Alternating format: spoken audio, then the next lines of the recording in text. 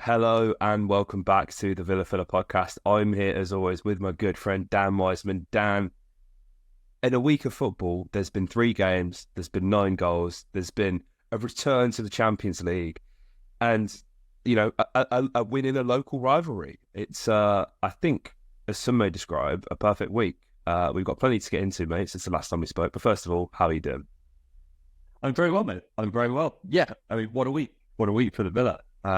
It's been just incredible, right? Like these are the weeks that kind of. I feel like we always say when you and I started doing this podcast and talking about like championship games and everything like that. Like these are weeks that we could only have dreamt of, really. Like a few seasons ago, just to beat Wolves was like a significant achievement. This is the first time we've won back-to-back games against Wolves since like 03, 04 or something like that. So this result today is something that we can't take lightly.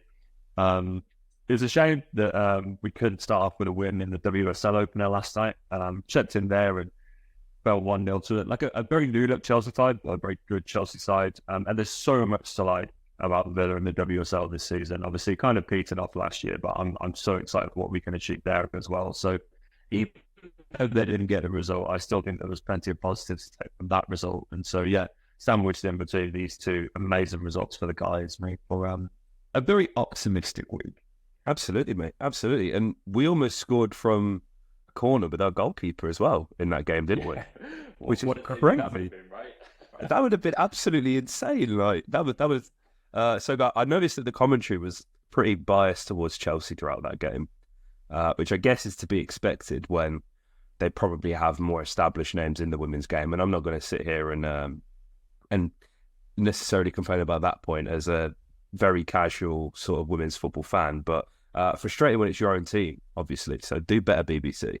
But mate, young boys, first of all, let's talk about that because wow, to win your first game away from home, artificial pitch, I think a lot was made of that.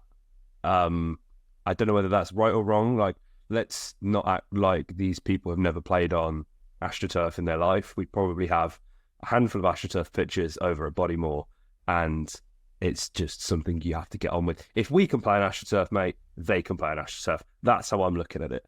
But obviously, it's something else to factor in. The ball did bounce up differently. Ollie probably would have had a hat-trick if it wasn't for how the ball felt in certain instances during that game.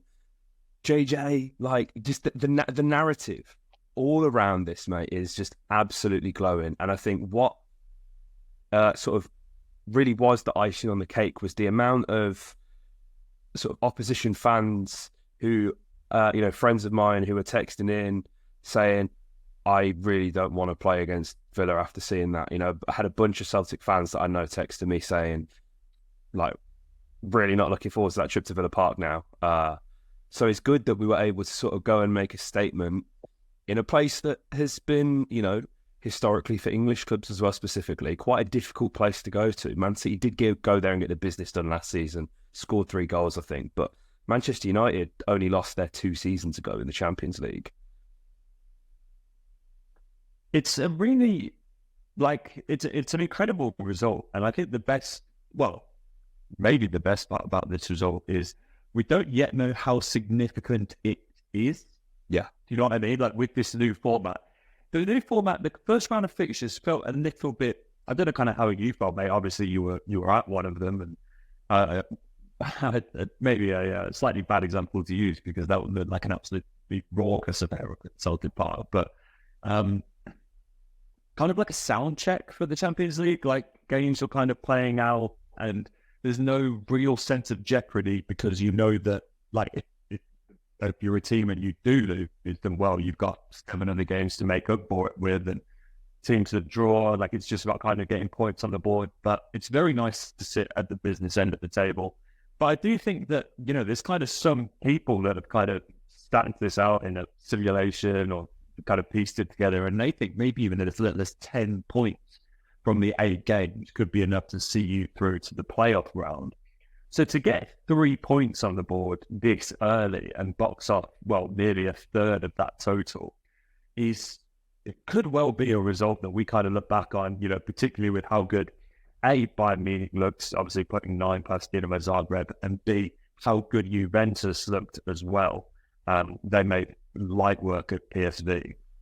And I think those 2 games, which kind of when the draw came out, I think Villa fans were quite happy with, because they're sides that aren't what they were a few years ago. They need a side of with their kind of domestic league, but I think a lot of us saw those performances and kind of went, oh, right, okay, no, we're still right to be scared. And so to get 3 points on the board against Young Boys is great. But I also think the other really important element is goal difference, right? I think with one look at the table, I know we've only played 1 game, but with so many competitive teams, with 36 of them all in one group, I've got a feeling that goal difference might be super, super important. So to keep a clean sheet, to put 3 on the board, puts us in really good stead, I think, mate. It does, mate. It does.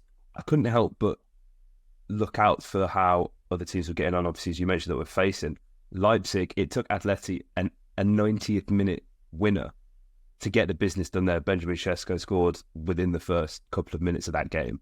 And Monaco go and beat Barcelona, which, even as sort of poor as Barcelona have looked at times over the past 18 months, I don't think anyone would have expected Monaco, even at home, to go and get that done. I mean, it is caveated with the early red card in that game as well, but it's going to be interesting for sure, and the dynamic will be different because you don't have to go home and away. And I think it does put so much pressure early on, especially I think you've seen there's been a lot of sort of favourable results for teams like us, or teams that you would fairly assume may finish towards the middle to bottom half of the table, that have actually gone and surprised some big teams and got some big results.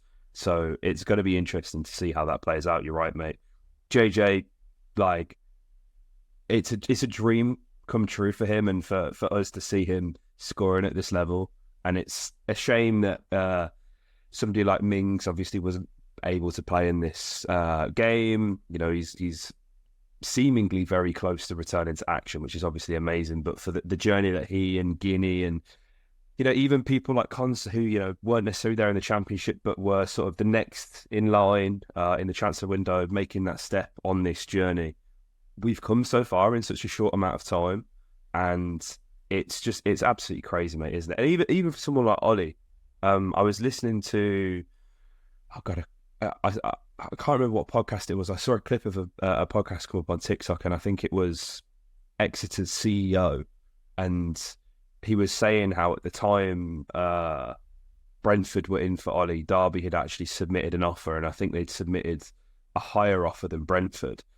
But he was saying how you know, he like trusted Brentford's style of play and their sort of analytical outlook on things, and Dean Smith as well. You know, can't forget the role he's played on this journey for the players and for the club as well.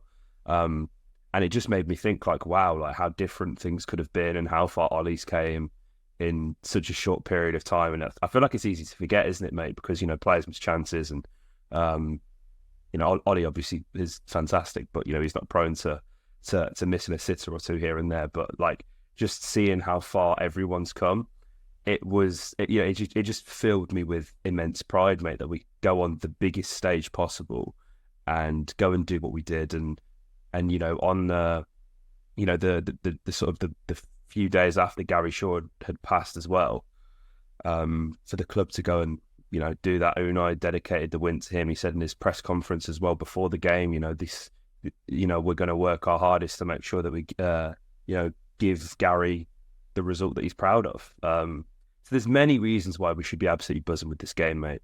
And it could have been more as well. It could have been more. The 2 disallowed goals, mate, would be hard pressed for not talking about them.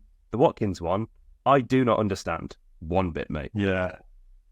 No, I completely agree, mate. I completely agree. And the handball that, you know, they give for the kind of Duran goal is obviously far more blatant, but it may have been, well, when Gary Shaw was back in his pump, it happened not far before the goal. So, like, literally, it's crazy. It's crazy. But, no, I mean, hey, like, the way that we're able to kind of distribute goals throughout this team, and I think Onana's goal is obviously the pick of the bunch, but to kind of show that his goals from the set pieces weren't just like a flash in the pan, because that was my thing, is obviously, you know, he started the season so well, but I was like, maybe that's, you know, He's got 2 goals from set pieces. Like, is that kind of as good as it's going to get for him in terms of, like, he's not going to be a regular volume goal scorer, but when he pings one in like that from kind of 25 yards, you're like, oh, wait, like, maybe there is that element to him, which I don't think anybody had really considered when we signed him. And I can't imagine the club knew too much about it as well, because he's never really had a goal scoring record before. I think he scored 8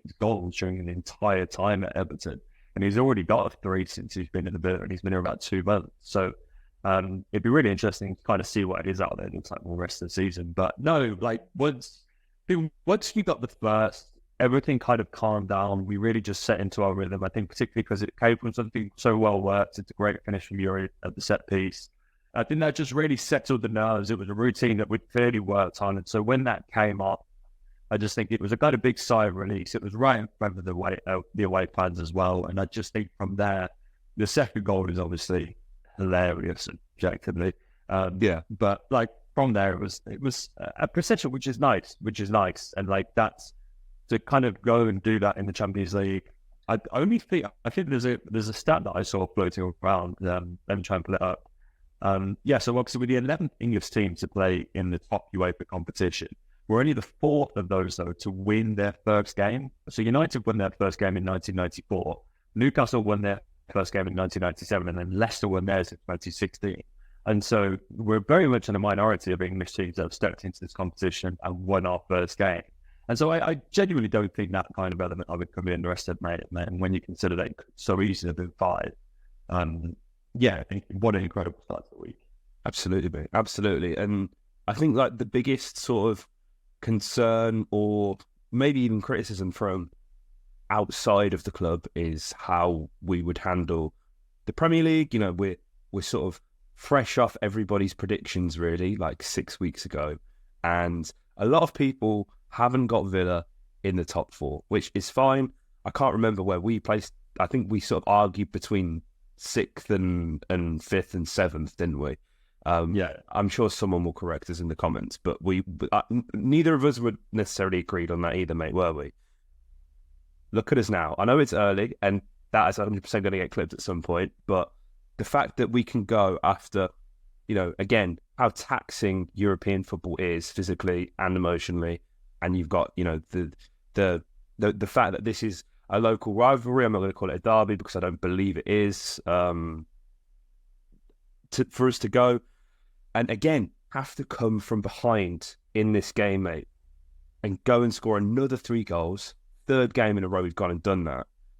Like, this team's got minerals, and I think the big difference, I was sort of talking about this on the way back to the car with my dad. The big difference between this season and last season is the squad is just so much stronger. The fact that we've brought people off the bench, and we continue to do so with John Duran. Leon Bailey came off the bench today and was really important as well. Ian Matson, guys are coming off the bench and are changing games and are helping us win games as well. Ross Barkley, oh my days, mate. What a 45 minutes from him. Worth the admission fee alone just to watch him play and do what he did. Obviously, it's not ideal circumstances, how the game starts. And if we're being completely honest, I know the stats will sort of make it look like Wolves had a lot of this game. That's why stats are misleading. The only really clear-cut chances there was the Raheem Ait-Nouri sort of shot, which Carlos managed to sort of redeem himself by making a vital block there after we'd already gone 1-0 down.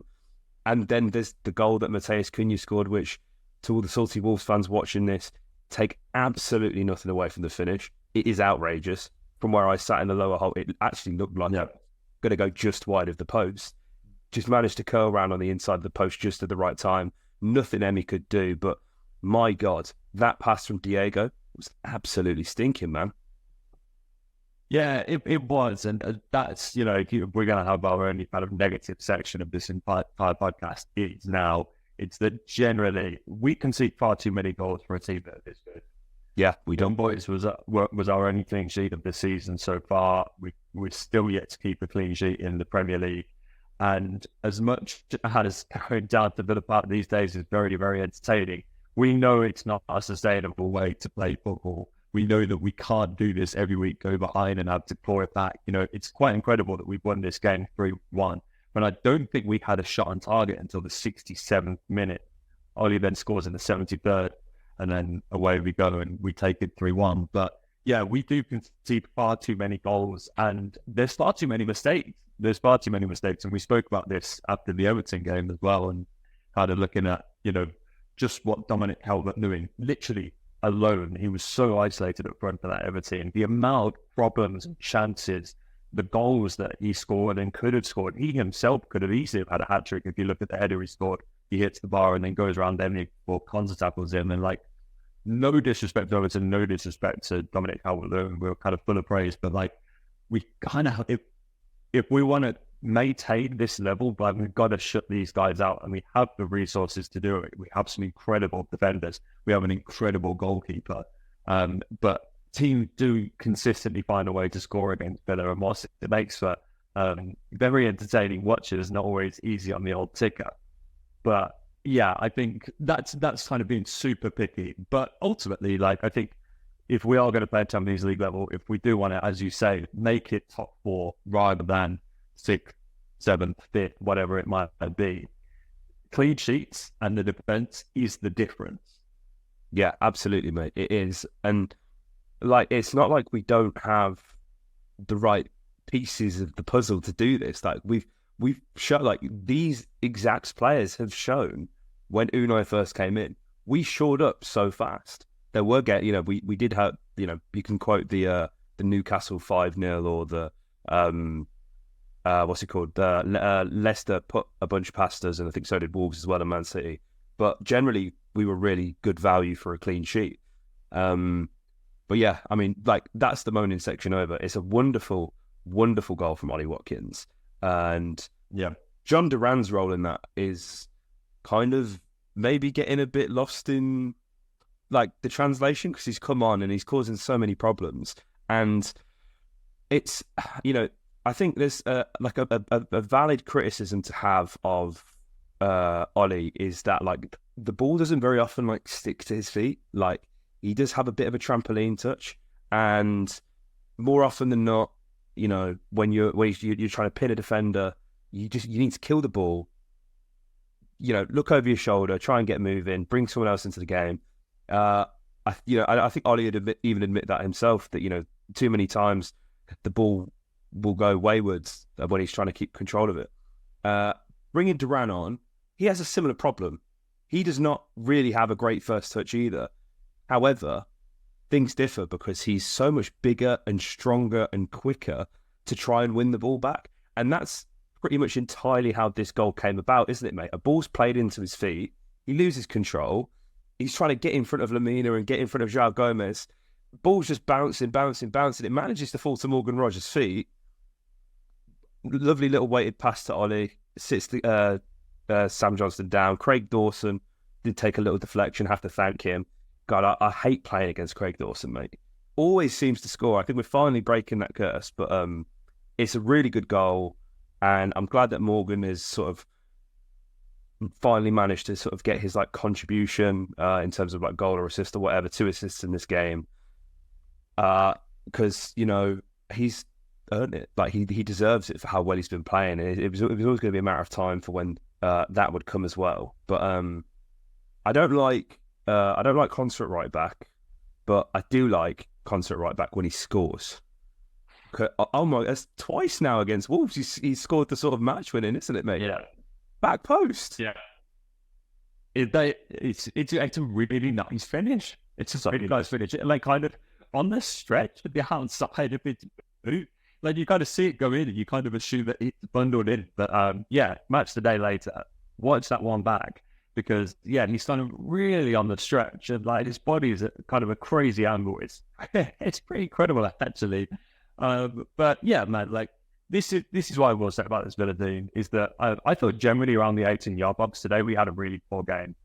Like, until that kind of third shot on target, we were progressive through the thirds really nicely, but kind of anywhere we, like, and when we got around the area, there was just too many touches. I think Morgan Rogers, like, we kind of spoke about it on the last podcast, like, just needs to get out of his feet a bit quicker. Like, he kind of to say get stuck under his feet is harsh, but they're like there is the obsession to kind of beat a man around the 80-yard box when he's gone and got 2 assists today because he shifted the ball out of his feet nice and quickly, and like he's off the running for the season in terms of goal contributions. And so it took us a long time to figure it out, but this is kind of to counteract everything I've just said about clean sheets somewhat. That the Villa are going to score. It's quite incredible, really.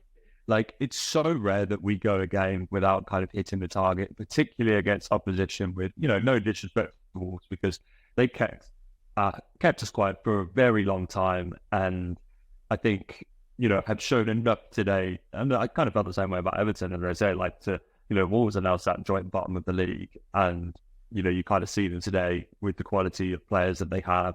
And you kind of think how, but such is the nature of the Premier League these days. But Villa, you just know, and when you're bringing guys like Duran on and Bailey on, as you say, Ross Barkley's coming on, it's crazy how he's gone from this 10 figure to this kind of 16 metronome that just keeps games ticking. Yuri Tielemans is exceptional. There's just so much there to like. And as you say, when you can cross for guys like Ezri and he's going to come onto it and finish like that, how much of a threat we are from set pieces. We've boxed off so many different elements of scoring goals that it's almost impossible to keep us out for 90 minutes. Sides that do it this season, it's a testament to how good that Arsenal defence is, that they're the only side to do it this season. There's so much to like, mate. There's so much to like. And I think when you look at, it's amazing, right? We've got Wycombe Wanderers on Tuesday. It's decent now games I really, really look forward to. It's kind of like, when you reach that really good point in a Football Manager save where like midweek cup games go from being like a real burden to like, I haven't tried out this new signing, or like maybe I could drop this guy into midfield and try him here, like push this ball back up to see what he's like on the wing. Do you know what I mean? You can kind of like really experiment and stuff, and it's fun. Like we've got so much breadth of like attacking talent. We're bringing Emi Buendia on, it's really exciting to see what he's going to do. And then, when you look at like someone like Kamara is going to come in as well, what that will be able to do for Tielemans and Onana to be able to go forward with Boubacar kind of sitting in behind. We are box office this season. And I think goal scoring it's just hard to imagine that it will be a problem for us this season. Yeah, absolutely. Like you'd imagine Duran starts that Wycombe game as well. Finally, the start that he wants. And I think a lot of people feel like he should get. It obviously makes sense to rest Ollie in that kind of game.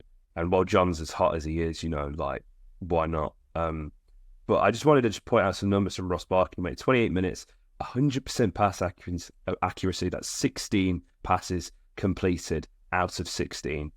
26 touches, won 3 of his 6 ground duels, made 3 tackles, 1 interception. Just a class act, mate, honestly. And like, when I look at Ross as well, kind of like Duran is like obviously like quite clearly like unhappy with his minutes and he wants to start and he deserves to. He absolutely deserves to. Mm-hmm. Ross has clearly come to Villa knowing what his role would be and knowing that, whenever he's called upon to do his thing, he will do it and he will be a solid 7 out of 10, regardless, win, lose or draw. And it's just great. And like for him as well, I feel like just the way things ended after the last loan and sort of being a part of that COVID year and not really getting to know how truly appreciated he is by Villa fans. I'm really happy that he's back and I'm really happy that he's playing as well as he is. And, I think it's definitely up for debate. Could he start? I think absolutely. But obviously we're so, the talent pool in the midfield is obviously so deep, which is a brilliant problem to have, by the way. But someone like Ross who quite clearly accepts his role in the squad and then just comes in and delivers, that's why we're in a much better position this year to take on something like the Champions League and even the Carabao Cup, which obviously we have coming up soon. And you would imagine that guys like Ross, guys like Maatsen, Emi Buendia, hopefully, maybe it's too soon for Booba and Tyrone, but you never know. But those kind of Bagard, he could play back in his normal position at centre-back maybe, depending on if you deploy Konsa right back on Nedeljkovic or Cash, if even he's fit. It's great that we can have this opportunity for those guys to step in and give Emery and co the sort of selection dilemma that is a good one. And can I throw in a name in there as well? Go on. Gauchi. Joe Gauchi. surely he starts. We've not seen a minute of him, and I'm really, really keen to. I want to see exactly what he's about, and obviously, he kind of felt like he was below kind of Olsen, but I feel that now he's the guy, right? He feels like he's the number two, and so it'd be interesting to see kind of whether he starts, and so I'm very excited for that too. But yeah, like whether you look at it feels like a good game, but as I say, like Nedeljkovic, guys like that, I'm really, really looking forward to it, and we've got such a deep squad now that it doesn't feel like such a burden. And yeah, I mean, look, that Watkins and Duran situation is like, I say, like, the cliche is that it's a good headache, but like, is it? Yeah. Is it actually? Like, I don't know, because yeah, both of them are now scoring and scoring freely.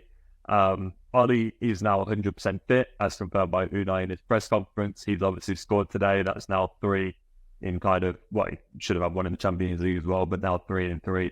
John Duran literally cannot stop scoring, and I think you either have to kind of figure out a way to kind of keep them both happy.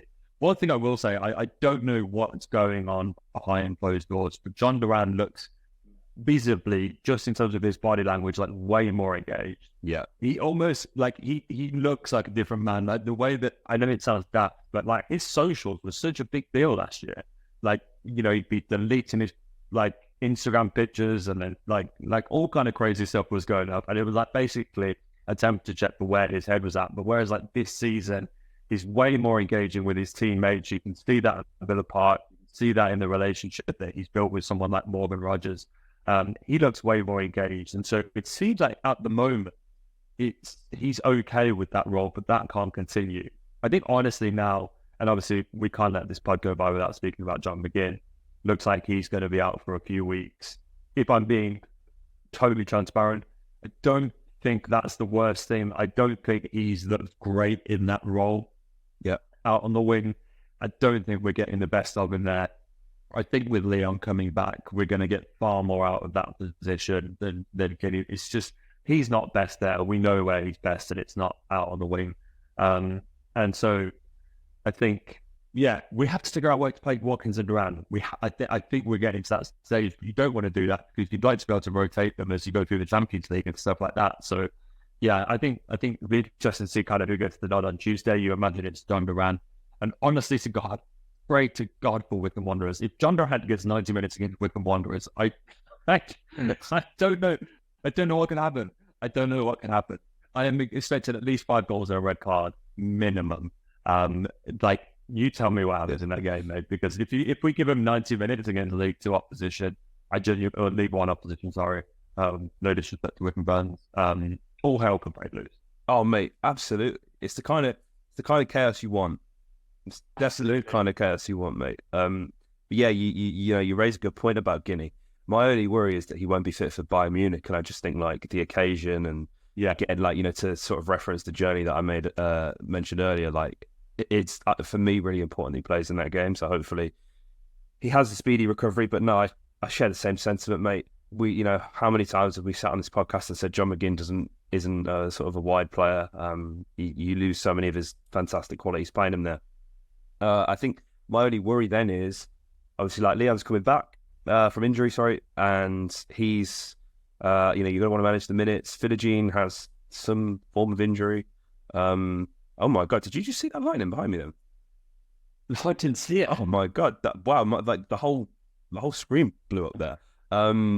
Yeah, you just have to be careful about the with injuries and stuff like that, because we obviously it's out of ours and the club's hands really. But how sort of thin the squad got last season when we were sort of fighting on the European and domestic front as well is obviously something to consider. So it's going to be great that we can play guys like Diego and play guys like Bagard, Nedeljkovic, whoever that may be, and like knock on wood, and again, no disrespect at all intended to Wycombe, but there isn't as much on those games, so we can rest up the guys for when we really need them.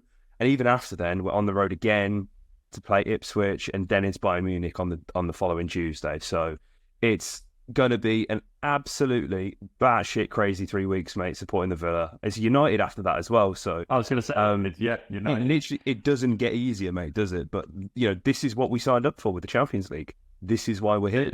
Mate, this is what it is all about. We've got to kind of savor every moment of this. I think particularly even with those kind of little games on the road in between, but yeah, kind of building up to that Bayern Munich game. Just got to keep our heads down, like stay professional through these next couple of games. The squad seems so excited for it that like people are petrified of getting injured. Yeah, we saw Matty Catch's comments where it was like, yeah, I'm not fully fit, but I'm going to move Helen up to the Bayern Munich game. It's clear that a lot of eyes are already understandably on that one. But yeah, 180 minutes of very exciting football to come, mate. Absolutely. Guys, let us know your thoughts in the comment section down below. Let us know who your man of the match was as well. I'm inclined to say Morgan Rogers. I think Yuri Tielemans was outstanding again, but I'm personally really happy for Morgan Rogers and the way that kind of he got off the mark. So yeah, it's got to be Yuri or Morgan for me. Do you know what? That ball from Tielemans for Conte was just beautiful, weren't it? Yeah. It was delectable, and I've seen a lot of people on Twitter sort of saying, "Oh, like maybe Tielemans was the Douglas Luiz replacement." No shit, no shit. Like, he came in for free. Like, you know, clearly, I think we all knew that Douglas was the sellable asset. That, you know, if we had to, and we did, clearly that he would be the one to go, and he's filled Dougie's boots and more. I think it's fair to say, as wonderful as Dougie is, and as much as he is missed, Tielemans just keeps things ticking, man, and is contributing in so many other ways as well, which is obviously great. But yeah, let us know your man of the match in the comment section down below. If you enjoyed, hit a like, subscribe for more, and up the